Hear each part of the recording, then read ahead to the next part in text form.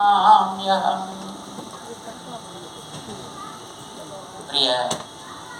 பகவத் பந்து பேச முடியாது. இருந்தாலும் இன்றைய தினம் ராக விரிஞ்சியாக வாழும் ஸ்ரீமான் இளையராஜா அவர்களை பார்க்க வேண்டும். அவருடைய ஸ்தானத்திலே திவ்ய பிரபந்தங்களை அவரை இசைப்படுத்தி அதை வெளியிடக்கூடிய இந்த சதஸிலே நாங்களும் இருக்கணும் என்கிற ஒரு ஆசையோடு நாங்கள் இங்கே வந்தோம். நடுவில் அவருடைய 82 பர்த்டே ஆன உடனே 82வது வருஷம் அவருடைய பர்த்டே ஆன உடனே அவர் ஹைதராபாத் ஸ்டாச்சு ஆஃப் ஈக்வாலிட்டி என்கிற இடத்திலே அவர் வந்திருந்து அவருடைய இசையை அவருடைய ராகத்தை அங்கே ஆவிஷ்கரித்திருந்தார்கள். அது கேட்டவர்கள் இன்னும் அப்படியே அந்த இசைகளை பாடிக்கொண்டே இருக்கிறார்கள்.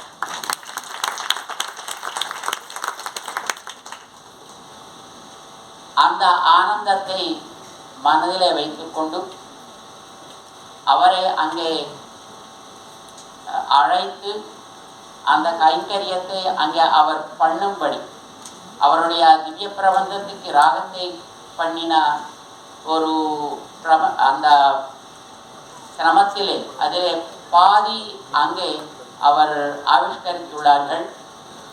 நம்முடைய ஸ்ரீமான் வெங்கடேசன் சுவாமியும் ஸ்ரீமான் ஸ்ரீராம் பரத்வாஜ் அவர்களும் ஸ்ரீமான் இளையராஜாவை அங்கே இன்வைட் பண்ணி அழைத்து அந்த what do you call that, the presentation of his divine songs. It was conducted there and it was so mesmerizing, and we believe that is the personification of the raga, of the music. திவ்ய பிரபந்தங்கள் நமக்கு தெரியும். இப்பொழுது ஞான சுந்தரம் அவர்கள் கூறி உள்ளார்கள். அப்படியே முன்னாடி ஸ்ரீமான் டாக்டர் அவரும் ரொம்ப அழகாக அந்த வைபவத்தை சொன்னார்கள். திவ்ய பிரபந்தங்கள் they are not just lyrics composed by some scholars. ஸ்ரீமான்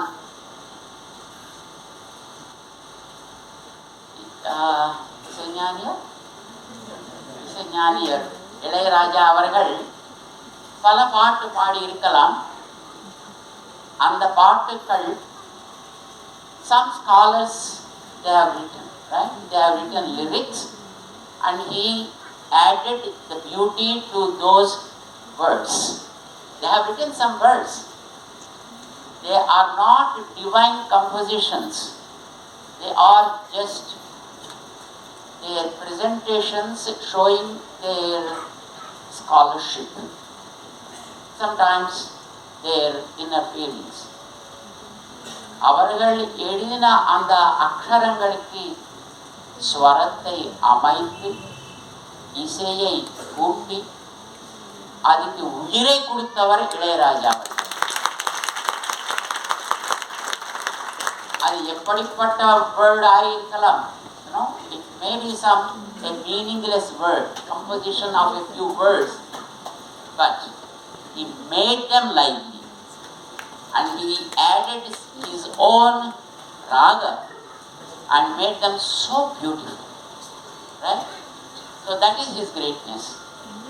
அவர் அங்கே ஸ்டாச்சு ஆஃப் ஈக்வாலிட்டிக்கு வந்து இருக்கிற சமயத்திலே அவருக்கு ஒரு டைட்டில் ப்ரெசென்ட் பண்ணக்கூடிய ஒரு chance we have taken. That is Raga Virinchi. Raga Brahma. Nada Brahma Thyagarajar சொல்வார் இல்லையா, அப்படியே ஒரு ராக பிரம்மா ராக விரிச்சிங்கிற டைட்டில் அவருக்கு சமர்ப்பணம் பண்ணினோம்.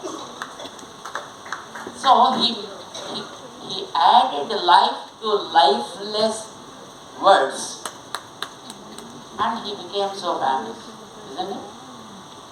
That is his greatness. So ஒரு வகையாக அவர் பிரமன், அவர் Brahma. But now he is not just confined to give life to lifeless words. Now he has chosen a few expositions which are always vibrant with divinity in them. That is Divya Prabandha. Because Divya Prabandhas are not just lyrics written by somebody. Divya Prabandhங்கள் என்கிறது ஆழ்வார்கள் என்கிற ஒரு மகான்கள் அவருடைய ஹிருதயத்திலே அந்த பகவானை அனுபவித்து அந்த அனுபவம் உள்ளடங்காமல் அது அப்படியே பெருகி பெருகி பெருகி ஒரு பிரவாகமாய், it was just flowing, covering this entire universe. அப்படிப்பட்ட பாசுரங்கள், அப்படிப்பட்ட பிரசன்டேஷன்ஸ் திவ்ய பிரபந்தங்கள்.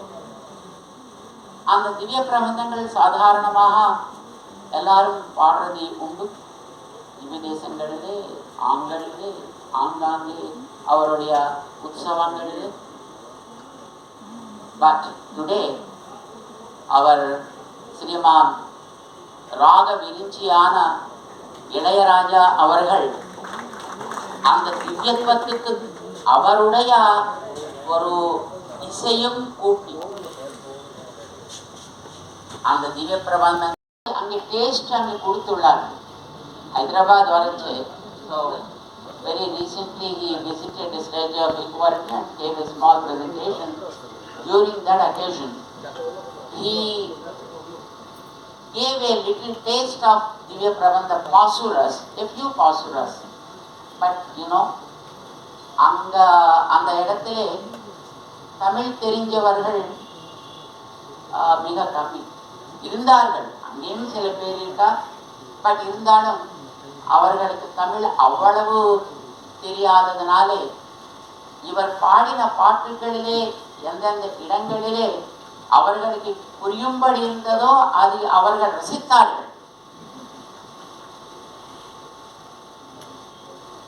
And of course, whatever comes out of his mind, out of his heart, all that becomes divine. அந்த சமயத்தில் இவர் ஒரு வார்த்தை சொன்னார். நம்முடைய இசை ஞானியர்கள் ஸ்ரீமான் இளையராஜா பல பாட்டுகள் இவர் பாடினது லவ் சாங்ஸ் தான். In movies, now most of the songs will be like that, isn't it? That is for common people. மனசுக்கு அப்படியே அது ஒரு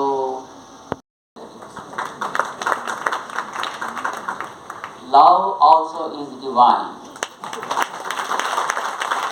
But when you look at it in a proper way, you will be able to understand the beauty of the love. சில பேர் சொல்லுவாங்க, நீ இல்லாமல் நான் இல்லையே, எங்க பார்த்தாலும் நீதானே. இப்படி சில பாட்டுகள் இருந்தா பாட்டு எனக்கு தெரியாது.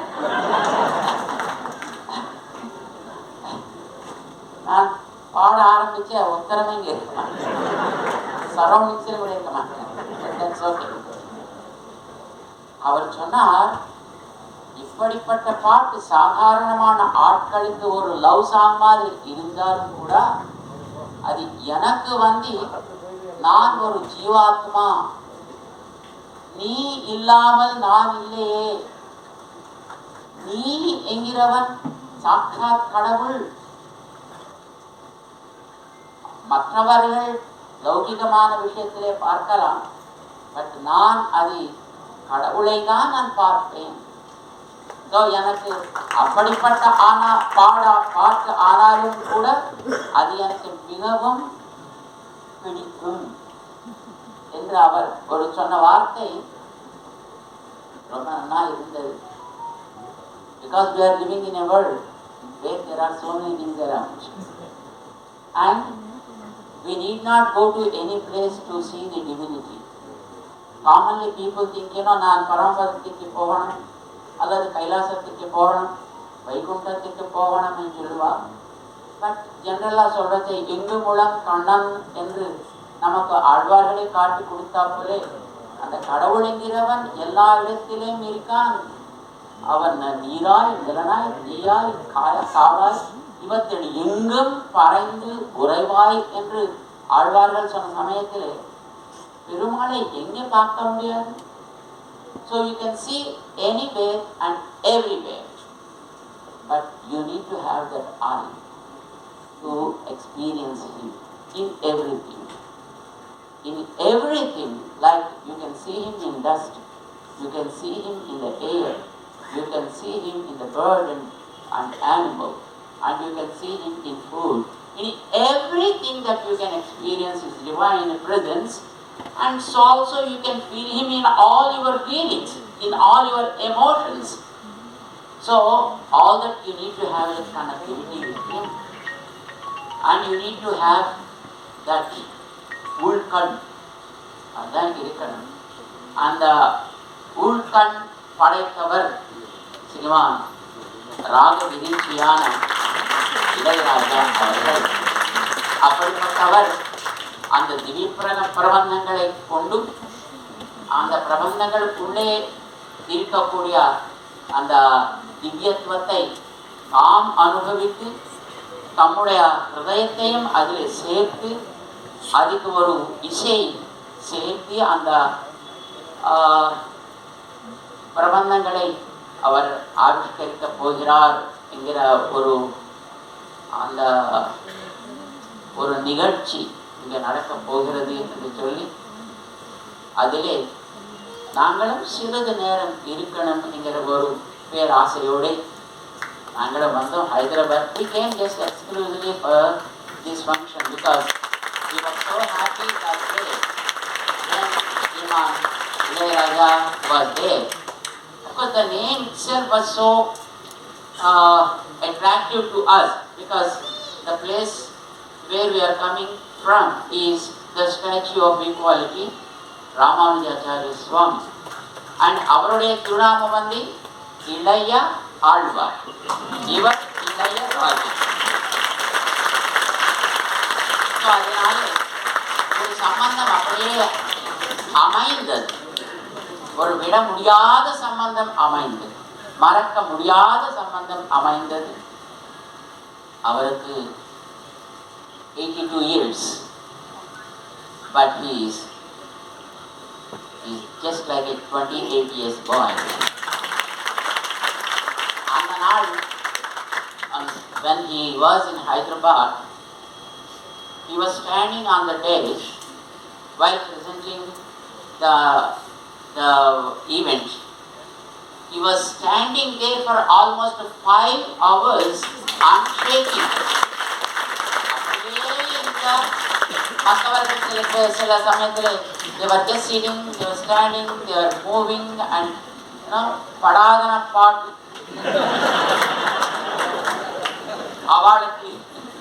பட் இவர் மட்டும் நின்றவர் அப்படியே நின்றிருந்து ஒவ்வொருத்தருக்கும் கொடுக்க வேண்டிய டிரெக்ஷன்ஸ் கொடுத்து கொண்டு அந்த program முழுக்காக நடத்தியுள்ளார்கள் 5 hours at his age. So enchanting,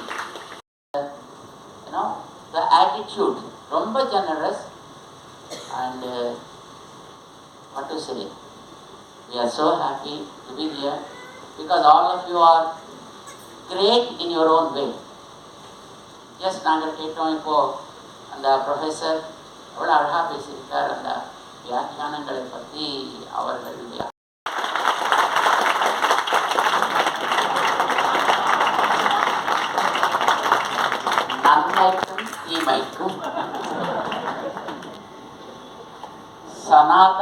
எதுக்கும் மாடர்னைசேஷன். பட் இருந்தாலும் எங்கே விளக்கெரியுமோ அங்குதான் இருட்டு உண்டு. ஆனா அந்த விளக்கினுடைய லாபத்தை நாம் பெறணும். இருளை தள்ளிவிட வேண்டும். ஸ்ரீமான் இளையராஜா அவர்களுடைய இப்படிப்பட்ட திவ்ய ஆனந்த அனுபவ பரிவாகமானது, இந்த ரசமானது இப்படிப்பட்ட கிளைகளை கிரமமாக தள்ளிவிடும் என்று ஒரு ஆசை அடியனுக்கு இருக்கு. அது உங்கள் போலே இருக்கிற ரசிக சக்கரவர்த்திகள் இத்தனை பேர் இருந்து இதை ரசிக்கிறார்கள். அதுதான் இதுக்கு பெருமை. அண்ட் ஆயுஷ் நல்ல தெம்பு சக்தி நன்றாக உண்டாகணும் என்ற பிரார்த்தனையோடு ஆழ்வார்களுடைய திருவடி வாரத்திலேயும் எம்பெருமானாருடைய ராமானுஜ சுவாமியினுடைய திருவடி வாரத்திலேயும் நாங்கள் பிரார்த்தனை பண்ணிக்கொள்கிறோம். உங்கள் போலே இருக்கிற ரசிக மகான்கள் வாழா வாழா வாழா. நீங்கள் இருந்தாதானே அவருக்கு பெருமை, அவர் இருக்க உங்களுக்கு பெருமை. அடியோமோடும் நின்றோடும் விரிவின்றி 1000 பல்லாண்டு என்று நான் பிரார்த்தனை பண்றோம். அந்த அதே கையோடு श्रीमान Shriram Bhardwaj Bhaktisar, the person behind the Mercury, who organized the whole event there in Hyderabad. We wish to present him the divine Ramanujacharya Swami.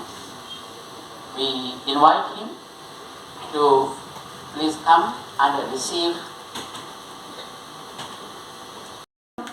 Mercury திரு ஸ்ரீராம் பரத்வாஜ் அவர்களையும் மேடைக்கு அன்புடன் அழைக்கிறோம். because புருஷகாரமாகத்தான் போகணும் என்று சம்பிரதாயம். பக்திசாரம் is the புருஷகாரம். ஸ்ரீமான் இளையராஜா அவர்களையும்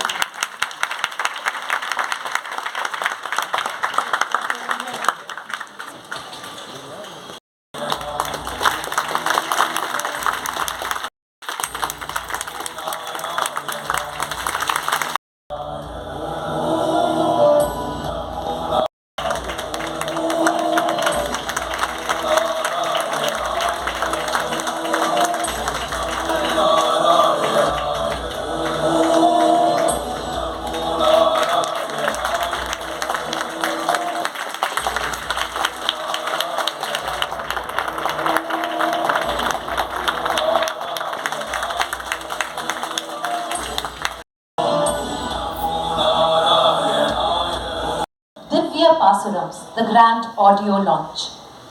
இந்த இசை தட்டினை இசைஞானி அவர்கள் வெளியிட இதன் முதல் பதிவினை திருதண்டி ஸ்ரீ சின்னஜீயர் சுவாமிஜி அவர்கள் பெற்றுக்கொள்வார். இதனை தொடர்ந்து அடுத்தடுத்த பதிவுகளை டாக்டர் உ.வே. வெங்கடேஷ் அவர்களும் அவர்களையும் கலைமாமணி ஸ்ரீமதி அனிதா குஹா அவர்களையும்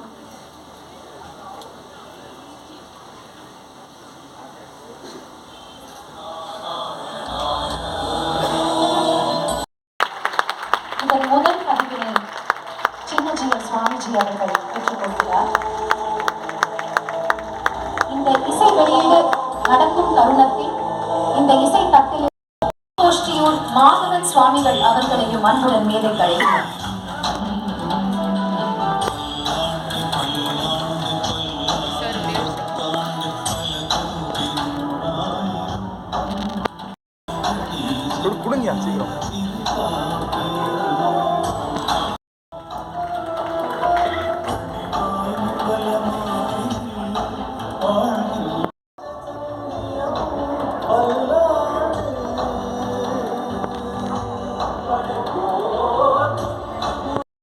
அனைவருக்கும் என்னுடைய வணக்கம்.